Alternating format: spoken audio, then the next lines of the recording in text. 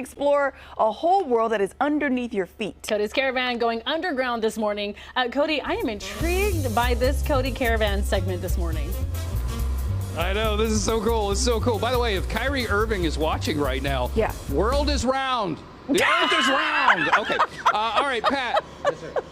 So you got that in there? So we're talking about the difference between copper lines and fiber optic lines. This is old school. That's old school. Yeah, copper was like in the Ks for internet speed, dial-up networking, and then now it's gradually gone from megs to gigs, so which changes it by thousands and millions. So megs is millions and gigs is, I don't know, gajillions. I don't know what it is. But old school was copper. Yeah, old school is copper.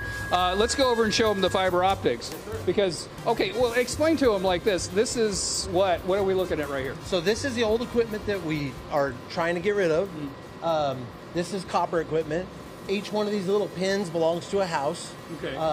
And there's equipment that we provide that powers each house. So it goes through some office equipment over here that provide the internet. There's not everybody is eligible for fiber yet, but we're getting there. We're trying to get fiber out to everybody so everybody can get high-speed internet. But copper is definitely going away, and now we are switching over to fiber. Let's go show them the fiber, because this is the difference between this and that is like dinosaurs and stuff. You know? So this is, you're talking gigs, like we offer up to 2 gigs right now. So that's a lot higher speed. Most people's computers can't even handle a gig.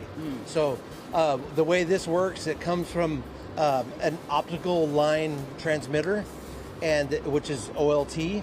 An optical line transmitter feeds each house that is in Western Roseville. So each one of these jumpers could be either a house or a business or even a cell site, because the fiber provide service to the cell sites. So this, I know you were showing it to me.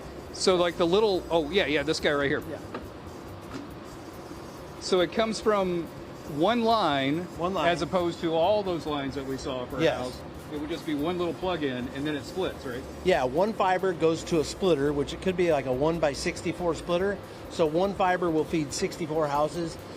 In this case, one fiber could feed all the splitters too. So you could have like a remote terminal that has one fiber feeding it that could feed, thousands of people. Wow.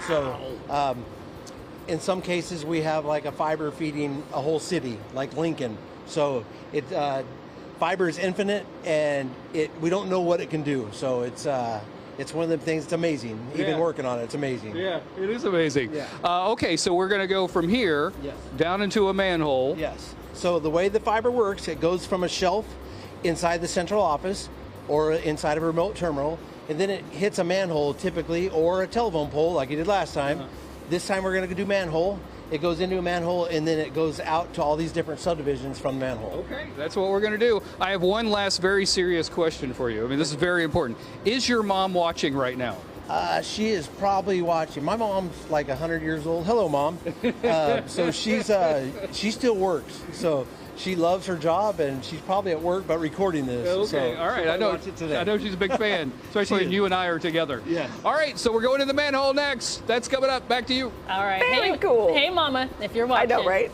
Awesome.